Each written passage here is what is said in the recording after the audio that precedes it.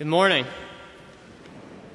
My name is Andrew McElroy, and I appreciate this opportunity to speak this morning and give a brief message of thanks to Dunwoody United Methodist Church, and more specifically, the youth program here at the church. I'm a silver-palmed Eagle Scout from our Boy Scout troop here at the church and a grateful member of our youth group. I'm a graduating senior from Dunwoody High School, and this fall I plan on attending Auburn University. I am honored that I was allowed to speak first this morning and express my appreciation for the strong Christian training that I have received while here at Dunwoody United Methodist through fellowship and continued support by our youth leaders, volunteers, and parents. Most of the graduating seniors you will hear from today remember most vividly our recent years in the youth ministry led by Stephen Street, Lane Davis, and Andrew Chappell. I have attended church here from before kindergarten and have had numerous great Sunday school teachers and small group leaders along the way. And we know that all of our experience in the youth program was richer due to the years of preparation and service projects through Sunday school at younger ages. Now, I have all the t-shirts from the great day of services, worked more pumpkin patch and tree lot hours than imaginable, packaged enough meals to feed a small third world country, and have asked many of you for your blood at the blood drives. And as I look around today at my fellow seniors, I am reminded of the roles played by my parents as well as their parents. Now, I wish I could always say that I was enthusiastic on getting up early on Sunday morning to come to church, but whether I was or was not, my parents made sure I was here.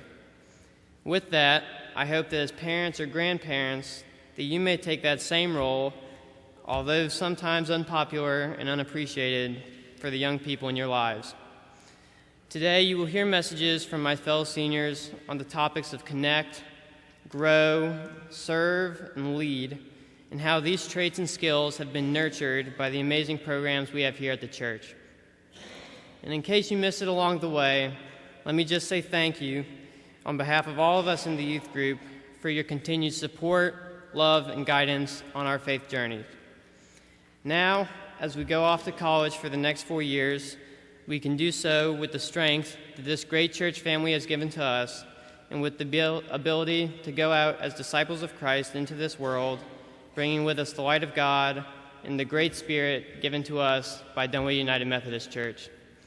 I now invite forward Brian Hanks to share our first topic, Connect.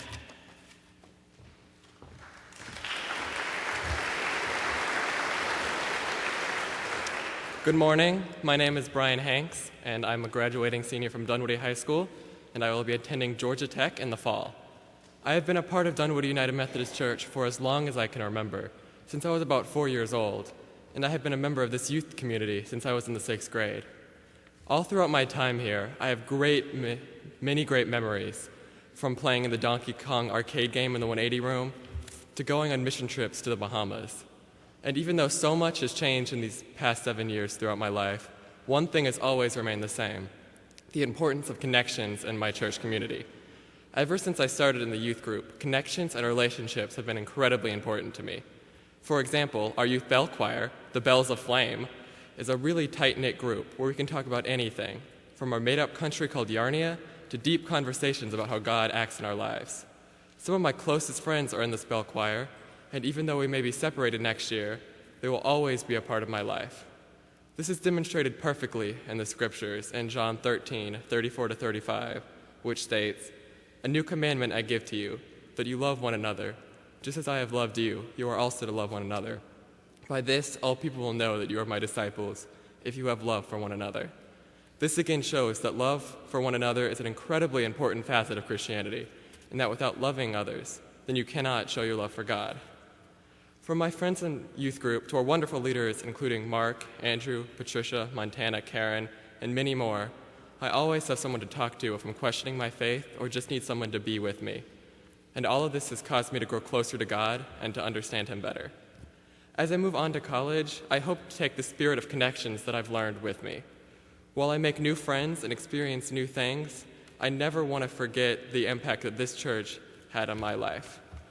For example, I'm planning to join the Wesley Foundation at Tech, where I will be with a new community of Christian believers, where my faith will continue to be growing. However, the foundation that I've received here will always be incredibly important to me. In conclusion, I am incredibly thankful to have been a member of Dunwoody United Methodist Church and the youth group. I have met some of my very best friends through this church, and my faith has grown substantially as well. This church has truly changed my life for the better and has made me realize the importance of solid Christian connections in our lives. Thank you.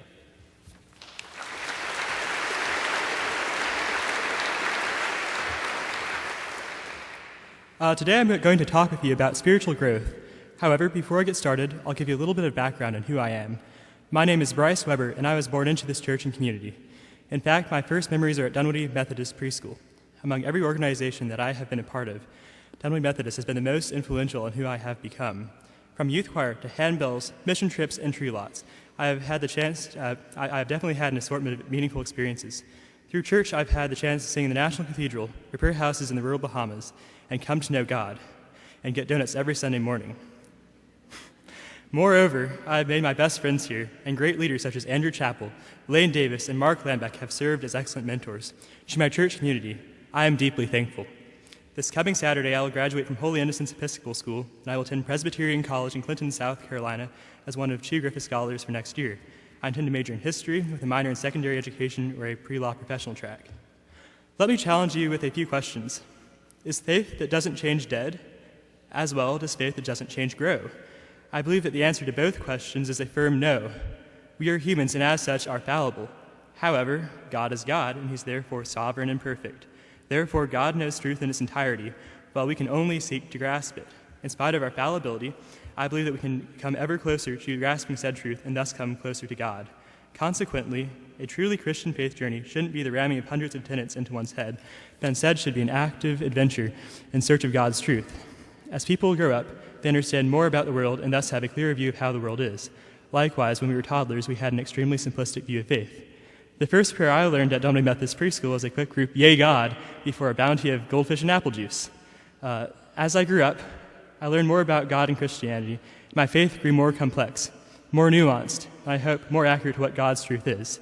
My faith is an active quest, not a pillar of marble. As we are talking about the growth and change of one's faith, it is necessary to take a look at what faith actually means. When one has faith, he or she believes in something. Currently, we mostly think about belief as being a personal view as to what is correct. Many, therefore, think that the point of Christianity is to make himself or herself think that God is real, then one will subsequently be reserved a place in heaven. I don't think this is quite nuanced enough. I would even argue it might be detrimental view because one can justify living an unchristian lifestyle while being misled that all is well spiritually. In reality, belief is translated from the Greek word pistis. Pistis more accurately means something along the lines of trust, involvement, or commitment. Therefore, I think that Jesus is asking us to commit ourselves to him and his ideals in John 3:16 instead of simply happening to think that Jesus might be the Son of God. I personally think that it is easier to have faith when said definition has more to do with commitment to Jesus rather than whether or not he is real. Jesus' principles are easy to commit to. He urges us that the 2 most important commandments are to love God wholeheartedly and to love our neighbors as ourselves. He put this into action. He helped the blind see, he healed the lepers, he was kind to Samaritans, and he fed 5,000. Being part of a religion based on such noble actions and principles surely makes it quite easy to commit to the principles of Jesus. Through acting out the principles of Jesus in our daily life, we come to identify Jesus as a friend. Through this deep relationship, we come to truly know God. After all, God is love. Through discussions with people like Lane Davis, Andrew Chappell, and my religion teachers at Holy Innocents, this is currently where my faith journey is. I am not sure that every part of it is correct, as I am only human. However, I hope that my current faith is a strong foundation on my quest for spiritual growth. Thank you.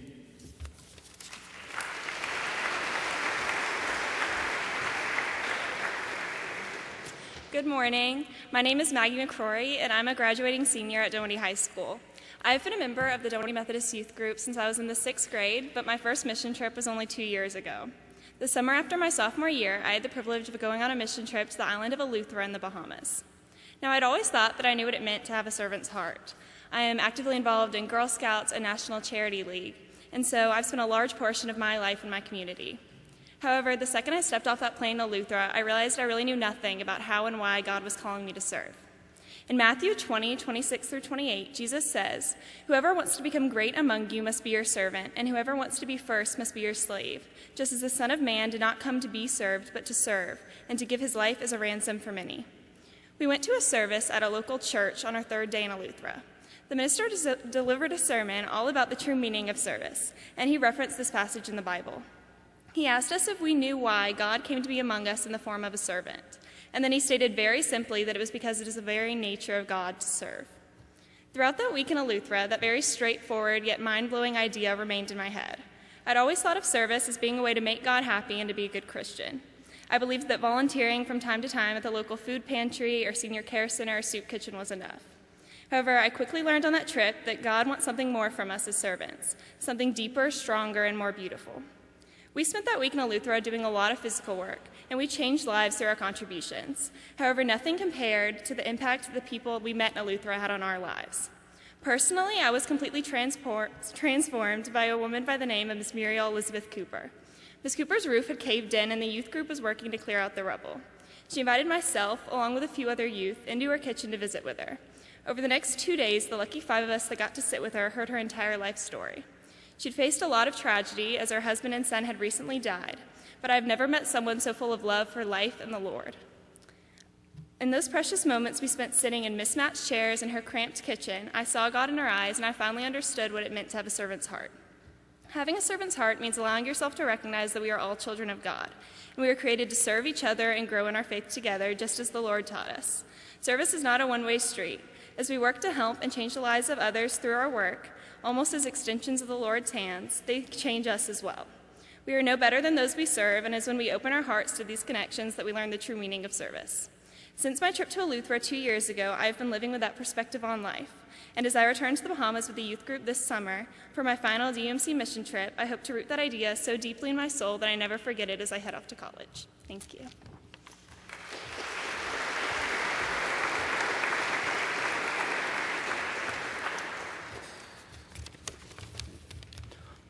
Hello, my name is Charlie Pinn, and I'm a senior at Chamblee High School. I will be attending Auburn University in the fall, and today I will be speaking about the final point of our youth vision, lead. Being a leader is a hard task to accomplish in and of itself. I would know because I'm an Eagle Scout. My project was to build 100 birdhouses for the Audubon Society. It's a nice long project that I worked with the troop. But then being a Christian leader is a whole new challenge. Not only do you have to fully embody the teachings of Jesus, but you have to project those actions and those teachings into others. Every single adult working with the youth ministry is a Christian leader. They lead by example, showing us the best way to go out and share God's love. Each of them has taught me about leadership in a different way, and today I will share the 3 most important things I have learned. The first of these being, embrace what you love. Don't ever reject something because someone says to. Instead, let your passions be seen by all, because when people know about you, they can trust you more, and a leader needs to be trusted. The second of these things is to take all of your opportunities. Never try and talk yourself out of doing something because of fear, but take that in stride. Because even the first follower is a leader in his own way, for they are the one who starts the following. Jesus had 12 disciples, each of whom left their jobs to follow him. Now, I'm not saying go out and be irrational, but take a chance because it just might be worth it. And the final, most important thing I've learned is that as a leader, you're not the priority. It is those who you lead that matter. To be a Christian leader, you must be selfless. As it says in 1 Corinthians 13:13, now these 3 things remain, faith, hope, and love, and the greatest of these is love. We are all the hands and feet of Christ, called at some time or another to step up and lead in some capacity. So love who you lead and love each other, because a body where the hands and the feet fight with each other, while an interesting sight to see, would not function very well. These 3 parts all come together to make the one value leadership. If you can do all of these things, being yourself, taking opportunities, and loving those who you lead, you will be a successful Christian leader. And now, as I bring this to a close, I would like to thank all of the youth staff who have ever worked with me here, from Stephen Street to Andrew Chapel. You've all impacted my life in a major way, and I definitely would not be speaking here right now without you to guide me in my faith journey. It truly has been an amazing 6 years in the ministry, and it is bittersweet to move on. I will always be thinking of my amazing times here at Dunwoody United Methodist Church. Thank you.